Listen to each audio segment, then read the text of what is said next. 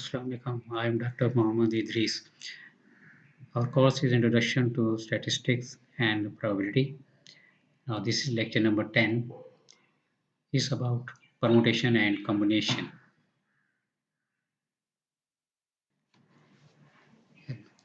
In lecture number 7, we have already studied some counting principles, some basic counting principles, and the counting rules for compound events or the rules of permutation and combination.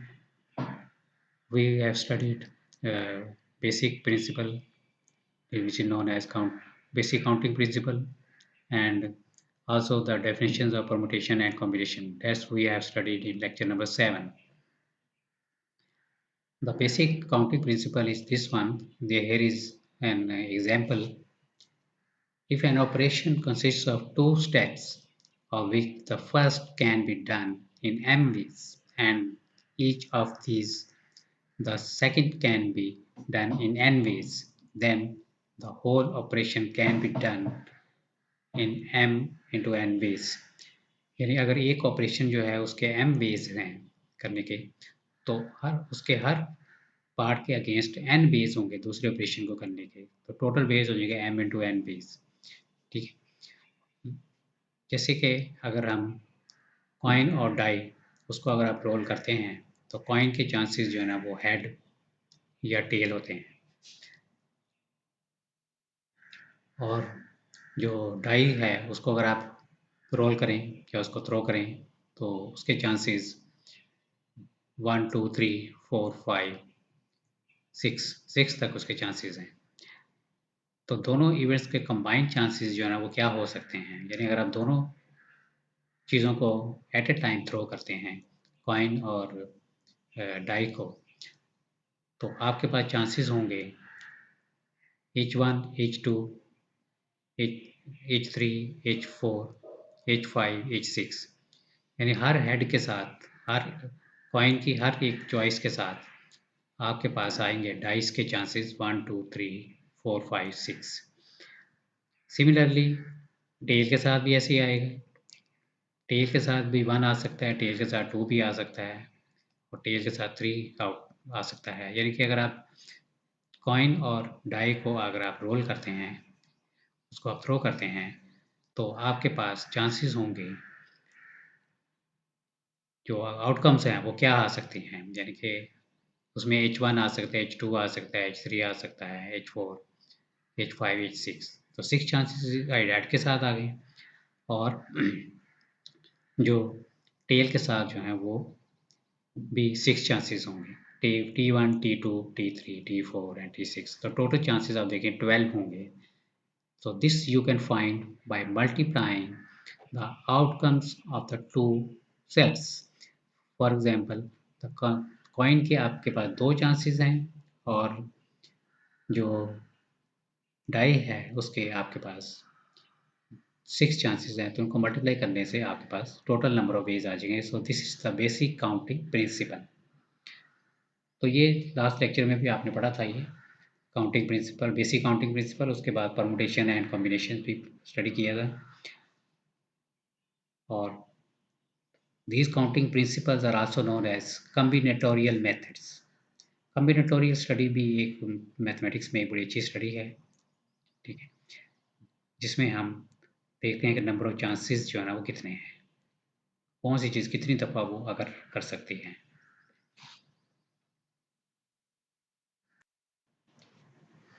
There is another example of counting principle, basic counting principle. How many possible outcomes are there when we roll a pair of dice, one red and one green? अब यहाँ पे 2 dice हैं, एक red है और एक green है. जो रेड है उसमें भी 6 चांसेस होंगे, और जो ग्रीन है उसमें भी 6 ही चांसेस होंगे. यानी कि रेड जो है अगर आप थ्रो करते हैं तो 1 2 3 में से 1 2 3 4 5 6 कोई भी नंबर आ सकता है. ग्रीन के भी कोई से भी नंबर आ सकते हैं. ठीक है, तो 6 चांसेस रेड डाई के हैं, और 6 ही चांसेस जो है ना वो ग्रीन डाई के हैं. तो दोनों के कंबाइंड चांसेस अब हम देखते हैं कि दो चीज़ों को जब आप थ्रो करते हैं तो फिर क्या चांसेस बनेंगे। अब आप अगर रेड और ग्रीन डाई थ्रो करते हैं तो उसमें हो सकता है कि रेड पे 1 आ जाए और ग्रीन है उस पे भी 1 आ जाए। हो सकता है कि रेड पे 1 और ग्रीन पे 2 आ जाए। और ये भी हो सकता है कि रेड पे 1 आए और ग्रीन पे 3 आ जाए। तो क्या ये चांसेस बन रहे हैं 1-1, 1-2, 1-3, 1-4, 1-5, 1-6। तो ये चांसेस बन सकते हैं। इसमें मैंने रेड को 1 लिया है और ग्रीन को चेंज किया है। ग्रीन पे 1 भी आ सकता है, 2 भी आ सकता है, 3 भी आ सकता है, 4, 5 एंड 6। तो आप देखें रेड के एक चांस के साथ ग्रीन के 6 चांसेस आएंगे। तो ये 6 डिफरेंट आउटकम्स बन जाएंगे। इसी तरह अगर हम रेड के साथ 2 लें तो ग्रीन के साथ 1 भी आ सकता है। 2-1, 2-2, 2-3, 2-4, 2-5 एंड 2-6। तो 2 के साथ भी 6 चांसेस बन जाएंगे। इसी तरह 3 के साथ रेड में 3 ले रहे हैं तो उसके साथ भी ग्रीन के फिर 6 चांसेस होंगे। रेड के साथ फिर 4 ले लें, 5 ले लें और 6 ले लें। तो इस तरह सब इवेंट्स को अगर आप ऐड करें, सब ये जो आउटकम्स को आप ऐड करें तो आपके पास आ जाएगा ये टोटल नंबर ऑफ आउटकम 36। ठीक है। तो वैसे बेसिक काउंटिंग प्रिंसिपल अप्लाई करें तो वो तो 6 से मल्टीप्लाई 6 कर दें, क्योंकि रेड डाई के भी 6 चांसेस है, ग्रीन के भी 6 चांसेस हैं। तो दोनों के कंबाइंड चांसेस जो हैं वो क्या बन जाएंगे 6 multiply 6 is 36 ways. 36 different outcomes बन सकते हैं इस एक्सपेरिमेंट में।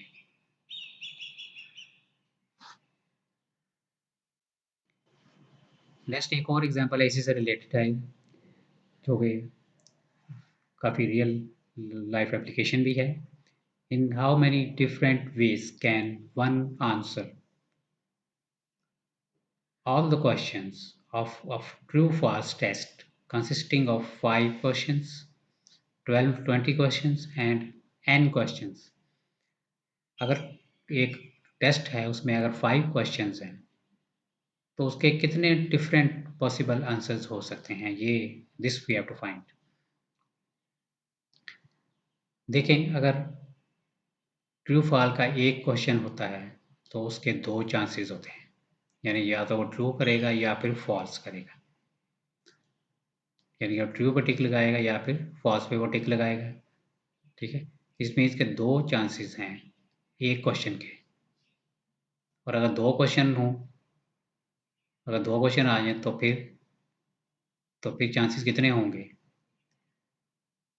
वो तो बाय काउंटिंग प्रिंसिपल तो 2 मल्टीप्लाई बाय 2 ही होना चाहिए भाई, क्योंकि 2 चांसेस पहले क्वेश्चन के हैं, 2 चांसेस ही दूसरे क्वेश्चन के। यानी पहले क्वेश्चन में भी ट्रू फॉल्स कर सकता है। यानी पहले क्वेश्चन के 2 चांसेस का मतलब है कि ट्रू फॉल्स है। सेकंड क्वेश्चन जो है उसमें भी ट्रू फॉल्स में वो आंसर दे सकता है, तो उसके भी 2 चांसेस हैं।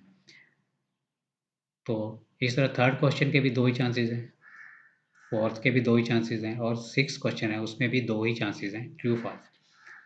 तो हर क्वेश्चन के चूँकि 2-2 चांसेस हैं तो 5 क्वेश्चंस है। पार्ट ए देखें आप, अगर 5 क्वेश्चंस हैं तो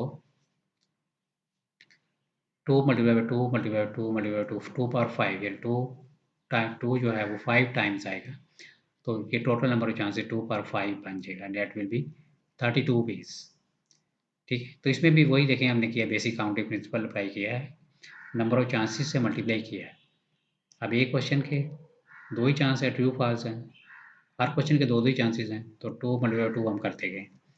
अगर किसी क्वेश्चन के 3 चांसेस होते, ट्रू फॉल्स के अलावा एक और चांस भी होता, तो अगर कोई होता तो वो क्या होता फिर उसके 3 चांसेस हो जाते, फिर मल्टीप्लाई बाय 3 करते हैं हम, फिर मल्टीप्लाई बाय 2 ना करते हैं, राइट। 2 मल्टीप्लाई बाय 3 कर लेते हैं। अगर एक क्वेश्चन है उसके 2 चांसेस हैं और एक और क्वेश्चन है उसके 3 चांसेस हैं, तो फिर इसका आंसर होता है 2 मल्टीप्लाई बाय 3 यानी 6 चांसेस हो जाते हैं। लेकिन क्योंकि 2 ही चॉइसेस हैं, चॉइसेस जो है ना सिर्फ 2 ही हैं, ट्रू या फॉल्स, इसलिए जो चांसेस हैं वो 2 ही रहेंगे। इसी तरह से अगर 20 क्वेश्चंस आ जाते हैं तो उसी तरह फिर 2 जो है ना वो 20 टाइम्स आ जाएगा। 2 जो है वो 20 टाइम जब आएगा तो 2 power 20 that will be 2 power 20 will be, you can calculate it, this much. And if n questions हो तो फॉर्मूला हमारे पास बन गया ये and 2 power n. 2 power n will give you how many questions, the total number of ways. 2 power n is the total number of ways when n questions are attempted. So this is a generalized formula 2 power n.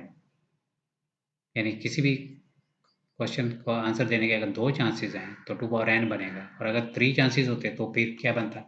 अगर हर question के chances जो हैं वो 3 होते तो आपका formula बन जाता 3 पावर n. ओके, अब इसमें एक और नीचे स्टेटमेंट लिखी हुई है, वो ये है कि एक क्वेश्चन अगर है तो उसका आंसर को ट्रू, जो कैंडिडेट जो है या स्टूडेंट जो है वो ट्रू में देगा या फॉल्स में देगा. तो अगर वो ट्रू में देता है तो उसका एक ही चांस है, और अगर फॉल्स में देता है तो उसका भी एक ही चांस है. इसी तरह से अगर 2 क्वेश्चन हो तो दोनों क्वेश्चन ट्रू देने के चांसेस कितने होंगे? सिर्फ एक ही है, एक ही चांस है ना. यानी कि पहला क्वेश्चन भी ट्रू दे, दूसरा भी ट्रू दे. इस तरह तो नहीं हो सकता कि पहला ट्रू दे दूसरा फॉल्स दे दे. वो चांस तो नहीं फिर इसमें आएगा ना. या पहला फॉल्स दे दे दूसरा ट्रू दे दे. तो ट्रू आंसर देने का सिर्फ एक ही चांस है. ठीक है, number of ways of giving true answers is only 1. इसी तरह से फॉल्स आंसर देने का भी एक ही चांस है. अगर सारे क्वेश्चन फॉल्स में दे दे, वो आंसर उनके फॉल्स में दे दे, तो उसका भी एक ही चांस है. यानी हर क्वेश्चन फॉल्स फॉल्स करता है, कोई भी ट्रू ना करे तो ये भी एक ही चांस बनेगा. यानी 5 क्वेश्चन जैसे हैं ना, 5 क्वेश्चन हैं, अगर उसमें सारे क्वेश्चन वो ट्रू कर देता है, आंसर ट्रू दे देता है, तो वो सबसे ज़्यादा मार्क्स तो इसी के आएंगे ना, उसके मैक्सिमम मार्क्स तो यही आएंगे उसके.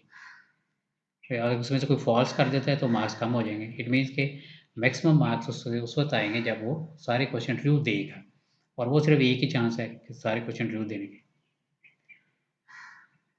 इस तरह से फॉल्स का भी सिर्फ एक ही चांस बनेगा, सबको वो फॉल्स आंसर दे देता है तो फिर उसके 0 मार्क्स आ सकते हैं. अगर कोई एक भी ट्रू दे देता है तो फिर तो मार्क्स 0 से ग्रेटर ही होंगे. इट मीन्स के मैक्सिमम मार्क्स अगर उसने लेने हैं तो उसे सारे क्वेश्चन ट्रू देने पड़ेंगे, और उसका चांसेस बनेगा एक ही चांस बनेगा उसका, जितने भी क्वेश्चन हैं. यानी उसकी आउटकम्स एक बनेगी, एक ही बनेगी. यानी ट्रू ट्रू ट्रू ट्रू हर एक में वो आंसर देगा. और अगर फॉल्स में आंसर देता है तो उसके भी हर एक में फॉल्स आंसर देगा वो. तो ये स्टेटमेंट जो है नीचे लिखी, इसका ये मतलब है only one of these corresponds to the case where all the questions are correct and only one correspond to the case where all the questions are wrong. तो जितने भी क्वेश्चंस होंगे उनमें से एक ही चांस ऐसा होगा जिसमें वो सारे क्वेश्चन के ट्रू आंसर देगा.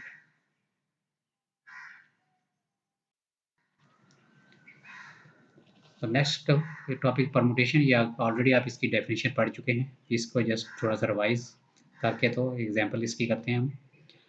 A permutation is a distinct arrangement of n different elements of a set. It is a selection of objects in a definite order.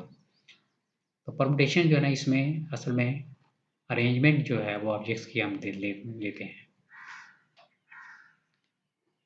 और डिफरेंट ऑब्जेक्ट्स हैं.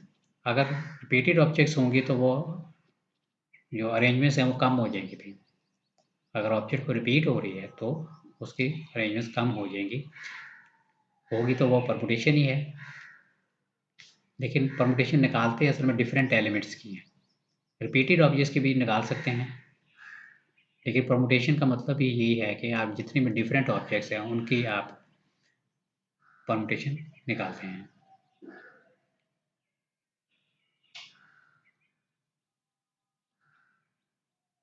यानी कि जो भी चीज़ आपने कोई अरेंजमेंट करनी है, किसी की सीट्स में अरेंजमेंट है या कोई पेंटिंग्स की अरेंजमेंट है फर्स्ट सेकंड थर्ड, तो वहाँ पे परमुटेशन अप्लाई करेंगे. और ये एग्जांपल देखते हैं, example 10.3. How many permutations are there if the letters A, B and C. 3 letters are given and we have to find the permutations of 3 letters.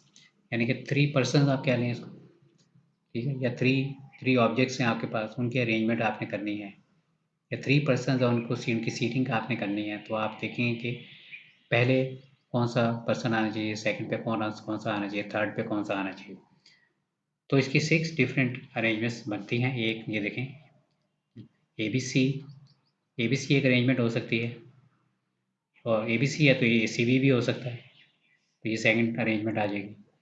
इस तरह से BAC है तो BCA भी बन जाएगा, और फिर नेक्स्ट 2 जो है वो है CAB है, CBA।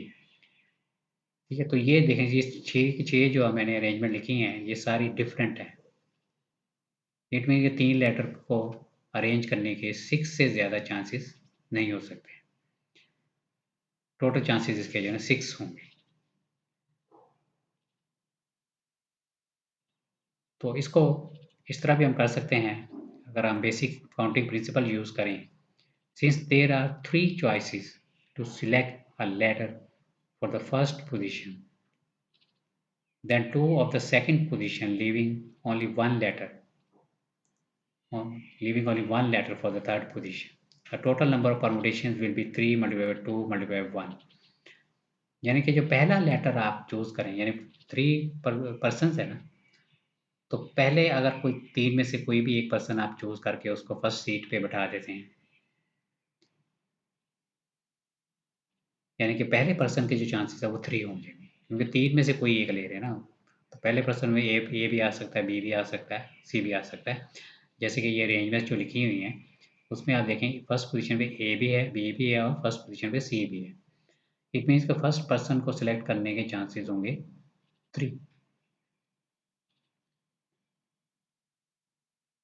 और इसी तरह फिर जब एक पर्सन सिलेक्ट कर लिया तो बाकी 2 पर्सन रह गए। तो बाकी जो 2 पर्सन हैं उनको सिलेक्ट करने के कितने चांसेस होंगे? वो 2 ही चांसेस होंगे, यानी कि एक पर्सन आएगा या फिर दूसरा आ जाएगा उसकी जगह। इट मीन्स सेकंड पर्सन को चूज़ करने के चांसेस होंगे 2। और इसी तरह जो लास्ट पर्सन हो तो एक ही रह गया, उसका चांस एक ही होगा। तो अब आप देखें, इधर आप बेसिक प्रिंसिपल अप्लाई कर सकते हैं, बेसिक काउंटिंग प्रिंसिपल। यानी पहले पर्सन को सेलेक्ट करने के 3 चांसेस हैं, नंबर चांसेस 3 हैं। सेकंड पर्सन को सिलेक्ट करने के 2 चांसेस हैं, क्योंकि एक तो सिलेक्ट कर लिए, बाकी 2 ही रह गए ना। और जो थर्ड पर्सन है उसका एक चांस है। तो इन तीनों को मल्टीप्लाई करने से हमारा आंसर आ जाएगा by using the basic counting principle. अब इसी को देखते हैं कि हम फॉर्मूले से कैसे एवेल्यूएट करेंगे। Number of permutations of n distinct objects is n factorial. जैसे कि पीछे 3 ऑब्जेक्ट्स है तो हमने उसका आंसर लिख दिया 3 मल्टीप्लाई 2 मल्टीप्लाई 1।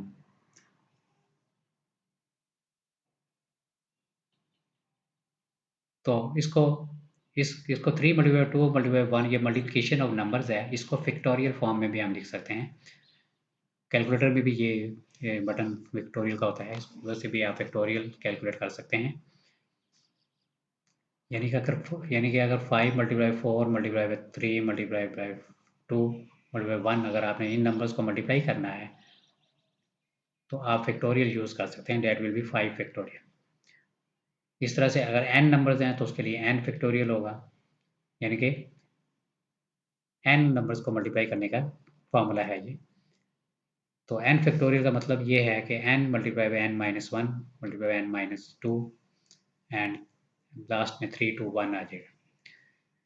यानी कि n ऑब्जेक्ट्स को अरेंज करने का ये हमारे पास फॉर्मूला आ गया, that is n factorial.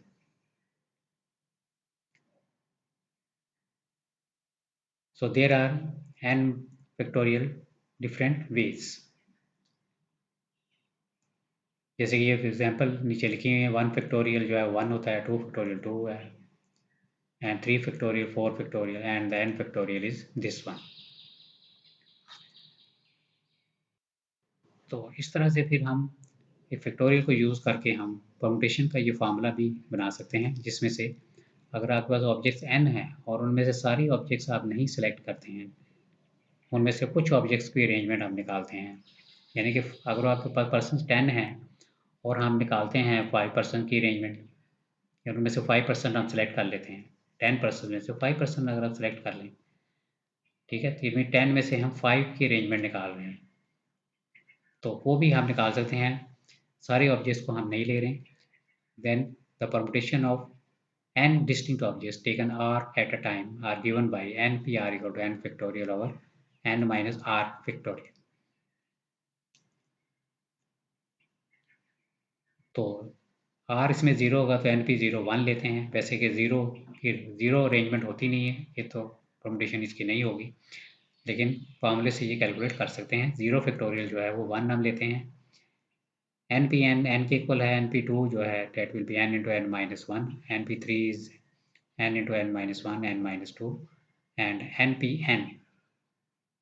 npn करते हैं तो वो n फैक्टोरियल आ जाएगा।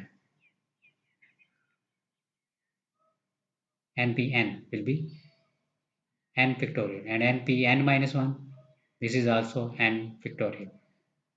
इट मीन्स n में से n ऑब्जेक्ट्स को अगर आप सेलेक्ट करते तो n फैक्टोरियल होगा, और अगर n में से आप n माइनस वन ऑब्जेक्ट्स को भी करते हैं तो उसका आंसर भी n फैक्टोरियल ही आएगा।